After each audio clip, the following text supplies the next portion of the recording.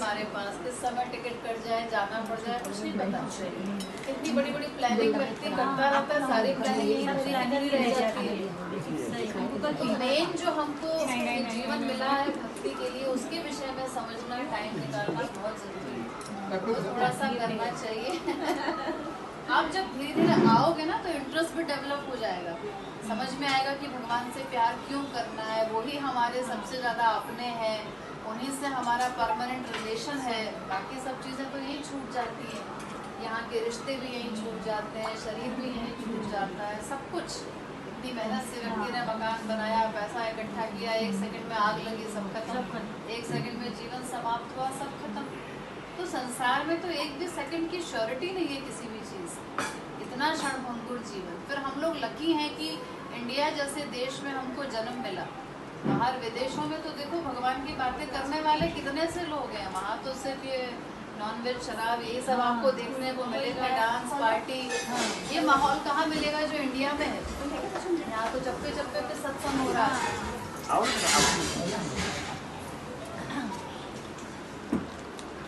और फिर उसके बाद इंडिया में भी, भारतवर्ष में भी हमको संत शिरोमणि कोई मिल जाए। महाराज जी इस समय पंचम मूल जगत गुरुत्तम है, विश्व की सबसे बड़ी पर्सनैलिटी है। उनका जो ज्ञान है अथाह, जब आप एक बार सुनेंगे कोई उनकी किसी बात को काट नहीं सकता, बिल्कुल अकाट्य फिलॉसफी है वेदों शास्त्रों की। और उसको वो इतना सरलतम रूप में बता रहे हैं कि छोटा सा बच्चा भी समझ जाए। आधा घंटा आप निकालें, आके बैठे, तब ये होगा। अपने आप हम सोचें कि सब हमारे दिमाग में भर जाएगा या भक्ति घर में बैठे बैठे हो जाएगी, वो पॉसिबल नहीं है, क्योंकि अज्ञान ही नहीं जाएगा। मेन बात समझ ही नहीं आएगा व्यक्ति को कि करना क्या है। हम बस उलझे में, इधर जाना है, उसने ये कह दिया, उसने ये कह दिया, दिन भर हमारा इन्हीं फालतू बातों में, फालतू चिंतन में चला जाता है। जब हम आके बैठेंगे तब बातें समझ में आएंगी, मेरा स्वरूप क्या है, मैं कौन हूँ, क्यों मुझे संसार में भेजा गया है, मेरा वास्तविक लक्ष्य क्या है, एम क्या है, भगवान से कनेक्शन क्या है, क्यों उनको पाना है, उनसे हमें क्या मिलेगा, फिर कैसे पाना है। उसके लिए इतना सरल भक्ति मार्ग है, प्रेम मार्ग।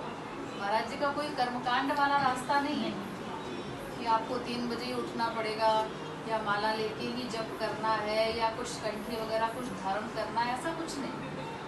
केवल प्रेम का इतना सरल रास्ता उन्होंने बताया है कि उनको अपना मान के उनसे प्रेम कर लो, और कोई भी रिश्ता उनसे जोड़ लो, वो हमारे सर्वस्व है। माता पिता बंधु पुत्र सब कुछ वही, और उनसे मिलने की व्याकुलता बढ़ाओ, बस उनके लिए आंसू बहाने हैं, और उसी के लिए हम नीचे कीर्तन करते हैं। वो कीर्तन में संसार नहीं मांगा जाता।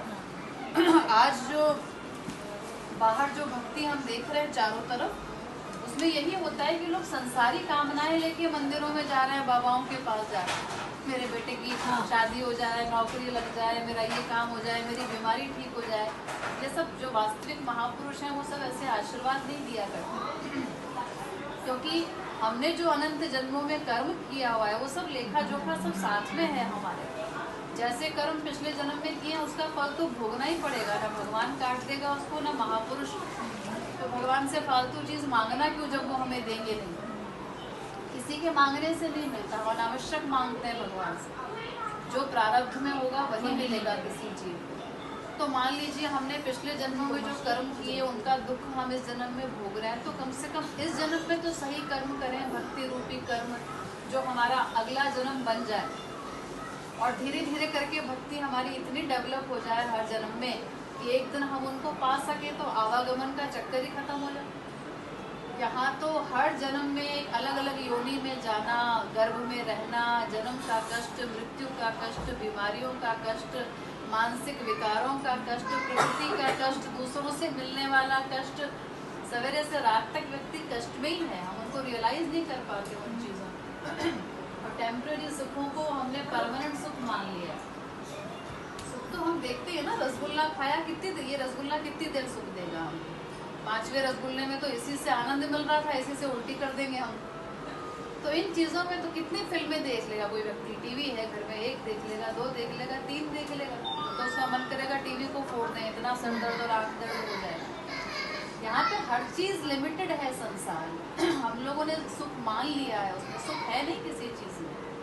और बस इधर से मिलेगा उधर से मिलेगा, यही कल्पना करते करते टिकट कट जाता है और कुछ नहीं मिलता हमको। और ये मानव देह इतनी आसानी से नहीं मिलता। हम सोचें कि बिना कोई कमाई किए मर जाएंगे और अगले जन्म में फिर भगवान मानव बना देगा, ऐसा नहीं है।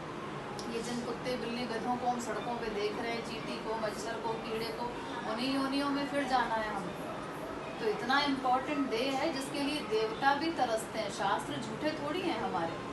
हम सारे संसार पे विश्वास कर लेते हैं, रिश्तेदारों पे, सब लोगों पे, लेकिन जो भगवान की वाणी है, शास्त्र वेद वाणी, वही गीता की वाणी है, वही रामायण की वाणी है, उन वाणी पे जो उनको महापुरुष लोग समझाते हैं, उस पे हम विश्वास नहीं कर पाते कि एक एक चीज केवल वही सत्य है, बाकी तो सब कुछ मिथ्या है। तो इतने इम्पोर्टेंट देह को ऐसे ही खो देना, हमें ये भी नहीं पता हम कब खो देंगे। एक श्वास जो बाहर निकली है, वो श्वास हमारे भीतर आएगी भी कि नहीं, कौन जानता है, कौन गारंटी दे सकता है हमारा जीवन कितना है। इसीलिए सब कहते हैं, महापुरुष भी और भगवान, सारी वेद वाणी, सब में ये समझाया गया है कि जिस भी उम्र में हो, उम्र को मत देखो कि बुढ़ापे में करने की चीज़ है भक्ति। बुढ़ापे का कोई सर्टिफिकेट है क्या, गारंटी लेके आए हो कि बूढ़े होकर के ही जाएंगे। तो छोटे छोटे बच्चों में भी हमें वही संस्कार डालने चाहिए, पहले से ही उनको समझाएं, सिखाएं। कौन जानता है किसका जीवन कितना है, तो अपना भी कल्याण हो, दूसरों का भी कल्याण हो। इसीलिए ये इतने बड़े सौभाग्य की बात है सत्संग का मिलना कलयुग में, और आप लोगों को नीचे उपलब्ध हो रहा है। और अगर हम नहीं जाते तो ये बहुत बड़ा अपराध होता है। मतलब भगवान की कृपा भी कैसे मिलेगी कि देखो सो रहे बैठ के 10 बजे तक, चाहे किसी भी सत्संग में आप जा रहे हो, हम ये नहीं कह रहे कि महाराज जी को गुरु रूप में वर्ण कर लो या हमारे महाराज जी के अनुयायी बन जाओ, ऐसा कुछ नहीं। केवल एक सत्संग भगवान नाम ही तो चल रहा है, तो उसका लाभ तो सभी लोगों को लेना चाहिए। उसके लिए हम थोड़ा सा उठ के अगर प्रयास करेंगे, आप लोग भी आएंगे और लोगों को भी लाएंगे, तो हमें भी अच्छा लगेगा और आपका कल्याण तो है ही। फिर कोई बात गलत लगे या न समझ में आए तो आके बात करिएगा कि ये बात हमें समझ में नहीं आई या अच्छी नहीं लगी, या इसका कंफ्यूजन हो रहा है कि ये बात सही है कि नहीं, कैसे सही है, वो आप अपने कंफ्यूजन क्लियर कर सकते हैं, समझ सकते हैं उन बातों को। क्योंकि सारे गुरुओं की बात तो एक ही है, ले जाना तो सब भगवान तक ही चाहते हैं ना, तरीके थोड़े थोड़े से अलग हो सकते हैं। और फिर महाराज जी तो हमें बिल्कुल सही रूप में उस फिलॉसफी को रख रहे हैं, क्योंकि बहुत से लोग हमें गुमराह कर रहे हैं कलयुग में। जैसा कि मैंने अभी बताया ना, भक्ति के नाम पे केवल संसार मांग रहे हैं भगवान से। तो महाराज जी कहते हैं ये भक्ति थोड़ी है, तो तुम संसार की भक्ति कर रहे हो। जब भगवान से संसार ही मांग रहे हो तो इसका मतलब प्यार किससे है तुम्हारा? संसार से ही तो प्यार है, तभी तो संसार की डिमांड कर रहे हो। अगर भगवान से प्यार होता तो भगवान के लिए आंसू बहाते, उनसे उन्हीं को मांगते, संसार क्यों मांगते? और क्यों मांगते हो इतनी छोटी चीज़ जो यही छूट जानी है, कौन सा तुम्हारे मांगने से दे देंगे? तो हमारी जो फिलॉसफी है वो गोपी प्रेम की फिलॉसफी है। गोपियों ने जो प्रेम किया था श्री कृष्ण से, उसमें उन्होंने श्री कृष्ण से कुछ भी नहीं चाहा, केवल उनके सुख के लिए वो उनसे प्रेम करती थी। तो उन गोपियों को वो स्थान मिला जो ब्रह्मा विष्णु शंकर को भी नहीं मिला, महालक्ष्मी को भी नहीं मिला। वो सब गोपियों की चरण धूल ही चाहते हैं। तो निष्काम प्रेम की जो फिलॉसफी है आध्यात्मिक जगत में, वो सबसे ऊंची फिलॉसफी है, उससे परे और कुछ नहीं है। क्योंकि उस निष्काम प्रेम से हमें वो सर्वोच्च लक्ष्य मिलता है आध्यात्मिक जगत का, जिससे परे और कोई रस नहीं है। महारास रस जिसका नाम हम सुनते हैं, वो केवल एक डांस नहीं है। हम तो इतनी सी परिभाषा जानते हैं रास की कि बस गोपियाँ थी, श्री कृष्ण ने नृत्य किया था, थोड़ा सा खिलवाड़ किया था। वो अंतिम आध्यात्मिक जगत का अंतिम रस है। तो उस महारास रस की कक्षा तक पहुंचने के लिए गोपी बनना पड़ता है। तो गोपी बनने के लिए निष्काम प्रेम सीखना पड़ता है।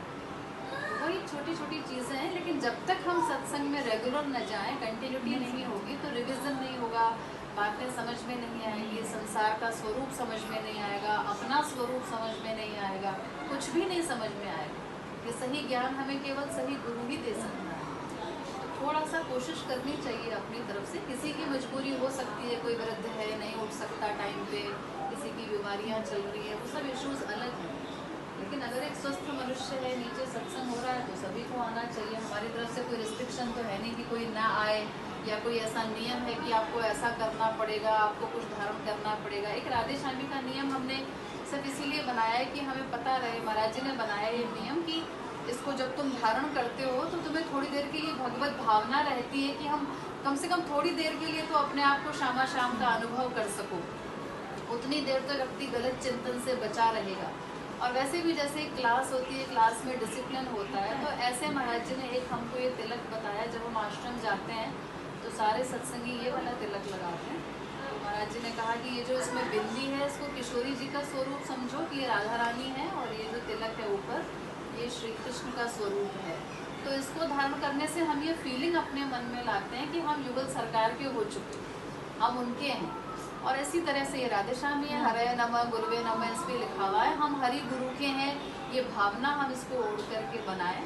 बस इसीलिए महाराज जी ने साधना शिविरों में इसको कंपलसरी कर दिया था। तो हम यहाँ कीर्तन में भी कंपलसरी कर देते हैं लोगों के लिए, कि बाहर से कोई आ रहा है तो हमें पता रहे कि उनके रिलेटिव्स आएंगे। बाकी ऐसा कोई बंधन नहीं है किसी को कुछ करना है। तो इसीलिए सत्संग का लाभ जितना आप लोग ले सकें, हमारा यही निवेदन है। आइए और समय पर आकर के लाभ लीजिए, तो धीरे धीरे आप लोगों को बहुत कुछ समझ में आएगा, बहुत कुछ अच्छा लगेगा।